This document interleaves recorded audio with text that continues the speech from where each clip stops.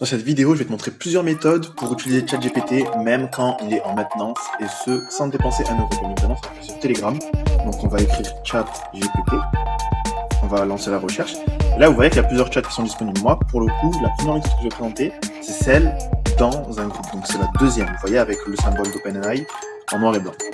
Donc quand on ouvre ce chat, on va cliquer dans ce symbole-là et on va écrire notre message. Donc combien d'étoiles existent.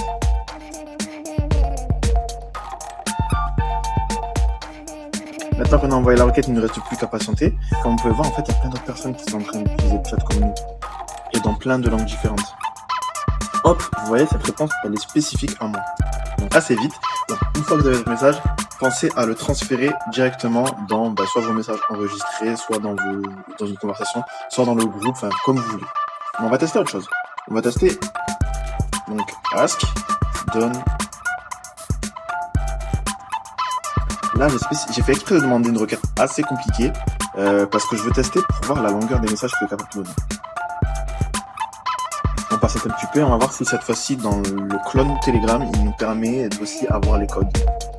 Donc là, vous avez vu sur le côté un arrobase qui est apparu, donc ça veut dire qu'il m'a répondu. J'appuie sur l'arrobase. Hop. Donc la réponse courte, oui, il est capable. Maintenant, il va falloir faire attention parce qu'en fait là, pour le coup, j'ai demandé un code qui permet d'automatiser l'envoi dans un canal, et il m'a donné une version pour Discord. Sauf que moi, je voulais une version pour Telegram. Point négatif de cette version, c'est qu'il n'y a pas d'historique. Le chat GPT, il peut répondre à ta question, mais il va pas forcément savoir ce qui s'est passé juste avant. Bref, première méthode, je l'ai montré. Maintenant, on va regarder notre méthode. On va aller dans ChatGPT Bot. ChatGPT Bot, on va le rejoindre. Et en fait, ici, on va aller dans OpenAI Tool. On va le démarrer. On regarde le menu.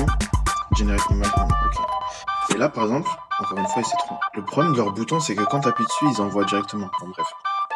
Man standing in a street. On va voir s'il va nous faire un truc comme Dali. Il me demande de rejoindre. Donc là, je le rejoins. Ah ben non, mais c'est... Ils m'ont totalement eu. C'est juste pour avoir beaucoup d'abonnés sur ce canal-là. Donc on va le retenter. Patiente, hein. Ok. Non, en fait, il me faut rejoindre un canal bizarre un peu, mais ça fonctionne vraiment. Ok. Donc ça, c'est pour générer des images. Bref, vous avez vu quand même qu'il y a des fonctionnalités qui sont intéressantes. Je vous laisse suivre pour le reste. C'est pas grave. Nous, on poursuit. Le dernier bot, c'est celui-ci. Qu'est-ce qu'il peut faire? Alors, comme vous pouvez voir, writing code, translation, blablabla. Voilà. Menu. Moi, déjà, je veux commencer à regarder est-ce qu'il est payant. Bah oui, forcément, il est payant. Maintenant, qu'est-ce que c'est que Mayaka? Ok, donc moi, je suis en free. Je peux lui faire 15 demandes par jour et 5 images par mois. Et bien évidemment, qu'est-ce que je vais faire? Là, je vais aller lui faire une requête. Donc, on peut directement lui envoyer un message.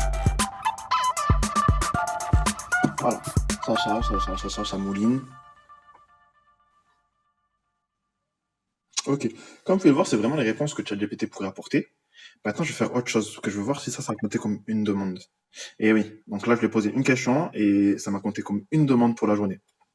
Donc voilà, en gros, ce que vous pourrez faire, c'est que le jour où ChatGPT est down, ou pendant l'heure où ChatGPT est down, gardez en tête qu'il y a la possibilité d'aller utiliser ces bots-là. Bon, ces bots-là aussi, ils ont leurs propres limites, mais au moins, ça pourra faire passer soit entre le moment où ChatGPT est down et le moment où il revient, soit juste parce qu'il vous manquait 2-3 questions avant d'aller vous coucher, parce que vous utilisez ChatGPT à 3h du matin, comme tout le monde. Enfin bref, voilà pour cette vidéo.